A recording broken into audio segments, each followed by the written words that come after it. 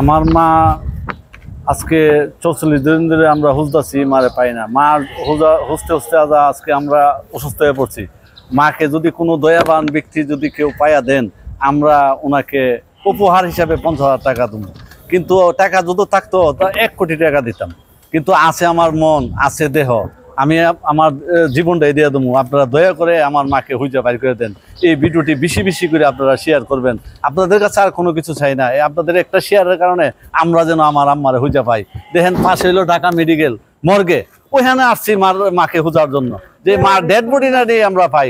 Dead বডিটা পাইলে তো অন্তপক্ষে আমরা বলতে পারব যে আমার মার এখানে কবর দেওয়া হয়েছে। ছেলে মেয়েরা জিগা মারে হুইজা পাইছনি, ভাই বোনেতে জিগা যে মারে হুইজা পাইছনি, দাদুরে হুইজা পাইছনি। আজকে যদি মার ডেড বডিটা আমরা পাই, তাও তো আমরা বলতে পারবো এই মুখখানে আমার মারে আমরা কবর দিছি, আমরা মার লাগে দোয়া করতে পারবো। আজকে এমন এক জ্বালার মধ্যে আছি, মা হারা যে কত কষ্ট, কত বেদনা।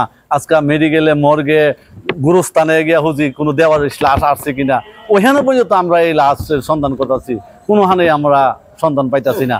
আপনারা ভাই দয়া করে আমার মার হুঁশটা আপনারা দেওয়ার চেষ্টা করেন। আপনারা আমাদের এই ভিডিওটি বেশি বেশি করে শেয়ার করেন। আপনাদের কাছে তো ভাই আর কোনো কিছু চাই না। দয়া করে আল্লাহর হস্তে, যেই মারে আমি ২০০২ সালে হজ করে আনছি, মা ওই আমার প্রাণ, মা ওই আমার জান, মা ওই আমার জীবনের সবকিছু। মা ছিল আমার অমূল্য ধন। মার চেহারা দেখলে আমি সবকিছু ভুলে যাই, মারে দেখলে আমার সব শান্তি লাগে। আজকে এই মা আমার দাঁড়ের কাছ থেকে ঢাকার মধ্যে চিকিৎসা করতে আনছিলাম, আজকে মা আমার কাছ থেকে হারাই গেছে গা। আজকে এই মার জন্য আমার ভিতরে এক গ্লাস পানি পর্যন্ত ঢোকে না। মার কথা মনে হইলে আমি পাগল হয়ে যাই। আজকে রোডে গাড়ে আনাছে গানাছে আমি পাগলের মতন দূরতাছি।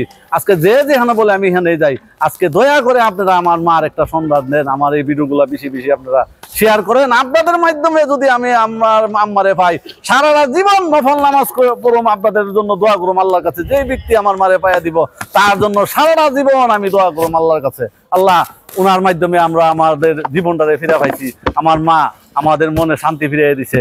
এই জিনিসটা যদি আপনারা কেউ তুলে ধরেন, আমরা সারাটা জীবন আপনাদের কাছে ঋণী থাকুম, দেশবাসীর কাছে আমরা ঋণী থাকুম। আজকে আপনারা এই ভিডিওগুলি বেশি বেশি করে শেয়ার করেন, আমরা যেন আমার আম্মারে আমাদের বুকের মধ্যে ফিরে পাই। আমার ছেলে মেয়ের মনে যেন শান্তি আছে, ভাই বোনেদের মনে যেন শান্তি আছে।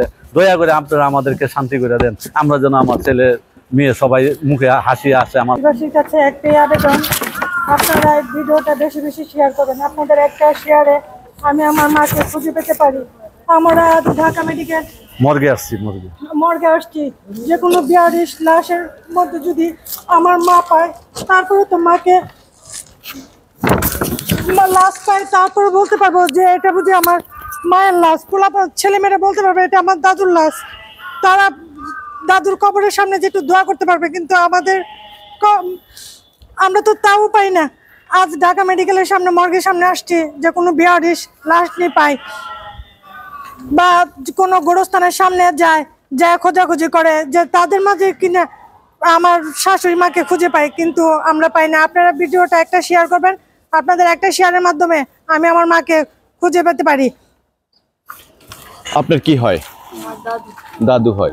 আপনি কিছু বলতে চান? আমার দাদু আজ ৪৪ দিন যাবৎ আমার দাদু হারানো গিয়েছে। তিনি একজন মানসিক ভারসাম্যহীন, তার খুঁজে আজকে আমরা মর্গে এসেছি, ঢাকা মেডিকেল মর্গে। আজকে আমরা আমার দাদুর কোনো সন্ধান পাচ্ছি না। আপনাদের কাছে একটা অনুরোধ, আমরা যাতে আমার দাদুকে আমাদের কাছে ফিরে পাই, আমরা যদি আমাদের দাদুকে আমাদের কাছে ফিরে পাই, তাহলে আমরা অনেক খুশি হব। সবাই, আমাদের পরিবারের সবাই অনেক খুশি হবে। আপনাদের কাছে একটা রিকোয়েস্ট, আমরা যাতে আমার দাদুকে খুঁজে পাই, আপনারা এই ভিডিওটি বেশি বেশি শেয়ার করবেন। হয়তোবা আমরা আপনাদের একটা শেয়ারের মাধ্যমে আমরা আমার দাদুকে ফিরে পেতে পারি। আপনার কি হয়? আপনার মা। একটু বলবেন যে মানে এই যে আপনার মাকে কিভাবে হারালেন এবং কার কাছ থেকে আপনার মা হারিয়ে যায়?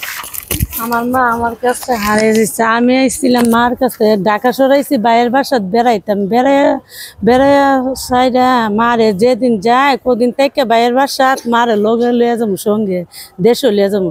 আজকে অনেক দেশও যাবো ২-৩ দিনের ভিত্তিতে। আজকে একা যাইতেছি মারে ফাইদা হালিয়াতে ফিরে যাইতেছি।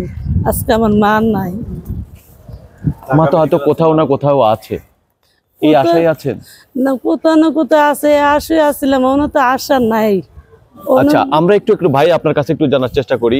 আমাদেরকে একটু বলবেন যে আপনার যে মা হারিয়ে গেছে, মাকে যদি কেউ কোনো কিছু জিজ্ঞেস করে তাহলে আসলে কি ধরনের ভাবে পরিচয়টা দিতে পারবে, বলতে পারবে কিনা? উনি কোনো কিছু বলতে পারবে না। উনি যে হারাই গেছে, উনি বলবে এই বাড়িটা আমার, এই বাড়িটা আমার, এই বাড়িটা আমার। উনি এই কথাটি একটু পরে পরে বলবে, ওই দিয়ে আমার বাড়ি, এটা আমার বাড়ি।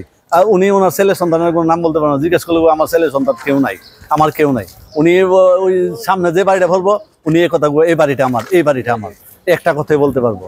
এখন এই অবস্থার মধ্যে মনে করেন, এখন যদি দেশবাসী যদি যে কেউ কেউ না পা আমার মারে যেন আমরা এই ভিডিওর মাধ্যমে তুলে ধরলে, আমাদেরকে এই নাম্বারে যদি আমাদেরকে খবর দেয়, তাহলে আমরা গিয়া সঙ্গে সঙ্গে গিয়া চলে যাবো আমার মারে আমরা হয়ে যা আনুমান। এই যে ভিডিওতে যে নাম্বারটি দেওয়া আছে সেই নাম্বারটিতে? জি জি, এই নাম্বারে যোগাযোগ করলো। আর ঠিকানাও কি এটাই? হ্যাঁ, ঠিকানা এটাই ঠিকানার মধ্যে বংশাল থানা জিডি করা আছে। হয়তো বংশাল থানার মধ্যে ওনারা লক করলে হবে যে এই মানুষটাই মুখানে পাওয়া গেছে। কোনো থানার মাধ্যমে বংশাল থানার মধ্যে লক করে দিলে আমরা আমার আম্মারে আমরা খুঁজে পাবো আর কি, এই আশা আমরা। দর্শক এই যে দেখুন, এই যে বাচ্চাটি অসুস্থ হয়ে পড়ছে, বমির পর বমি করতেছে। এই যে দেখুন, মানে খুবই খারাপ সিচুয়েশনের অবস্থানে রয়েছে। আমরা আপনাদেরকে দেখালাম যে একজন মাকে সন্তানরা খুঁজতেছে, নাতিরা খুঁজতেছে, নাতনিরা খুঁজতেছে।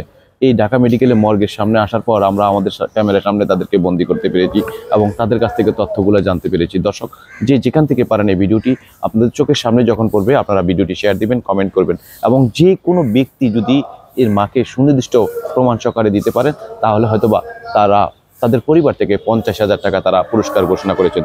দর্শক, ভালো থাকবেন, সুস্থ থাকবেন, আল্লাহ হাফেজ।